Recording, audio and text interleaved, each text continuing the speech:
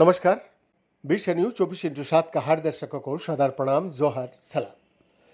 दर्शक, एक अध्ययन से पता चला कि जब तक लक्षण प्रकट होता है तब तक तंत्रिका कोशिकाओं और लिम्फोटिक प्रणाली को काफी नुकसान पहुंचा चुका होता, जिससे अल्पकालिक सुधार की संभावना कम हो जाती है।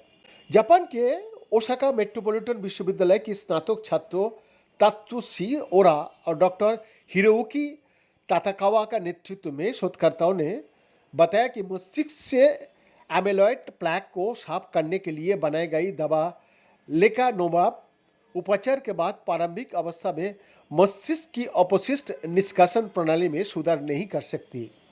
उनके परिणाम बताता है कि अल्जाइमर रोग यानी एडी के रोगियों के नसों के पहले ही काफी नुकसान पहुंच चुका होता और ये अपशिष्ट समाशोधन कार्य जल्दी से ठीक नहीं होता है। ये निष्कर्ष ऐसे उपचारों की आवश्यकता की ओर इशारा करता है जो एक ही समय में कई जैविक समस्याओं को लक्षित कर सकता है। शोधकर्ताओं के नतीजा एडी के विकास को समझने के लंबे और जटिल प्रयासों में एक और बड़ी कड़ी जोड़ देती है। हालांकि ये सबसे व्यापक न्यूरोडिजेनरेटिव विकार है, फिर भी इसका इलाज मुश्किल ही बना हुआ था क्योंकि इसका बढ़ने में कोई अलग अलग कारक योगदान भी करता है। इसीलिए एडी में तंत्रिका कोशिका क्षति का एक प्रमुख कारण मस्तिष्क में एमाइलॉइड बीटा का संचय। इस रोग से मुक्त लोगों में ग्लिम्फेटिक प्रणाली नामक एक नेटवर्क धमनियों के आसपास के स्थानों से होता हुए मस्तिष्क के ऊतकों में मस्तिष्क मेरु द्रव का संचार करता है। वहाँ ये द्रव अंतरालीय द्रव के साथ मिलकर चयापचय अपशिष्ट उत्पादों जिनमें एमाइलॉइड बीटा भी शामिल होता है और उसको हटाने में मदद भी करता है।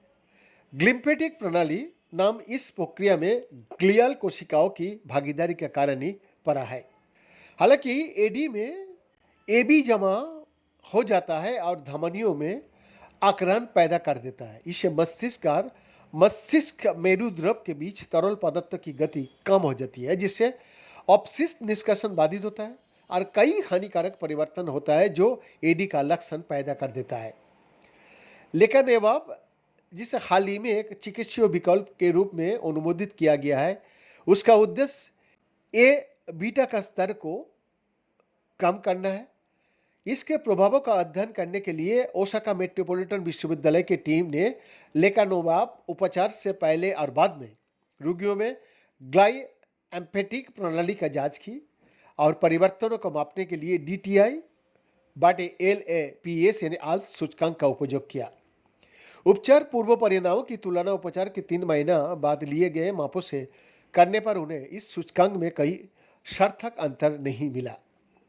इन अवलोकनों के आधार पर शोधकर्ताओं ने निष्कर्ष निकाला कि एंटी एमाइलॉइड दवाएं प्लेक के निर्माण को कम कर सकती है और संगठनात्मक गिरावट को धीमी भी कर सकती है, लेकिन वो पहले से खोई हुई कार्यक्षमता को बहाल करने में सक्षम नहीं हो सकती है। जब तक लक्षण दिखाई देता है तब तक कई रोगियों में लंबे समय से चली आ रही तंत्रिका क्षति और ग्लिम्फेटिक क्षति हो चुकी होती, जिसे ठीक करना मुश्किल होता है। परिणाम इस बात पर जोर दिया जाता है कि कितने परस्पर जुड़े कारक एडी को बढ़ावा देता है और उनमें से कितने को जल्दी ठीक किया जा सकता है। बीएन का एक्सक्लूसिव रिपोर्ट, विश्व न्यूज 24/7 रांची।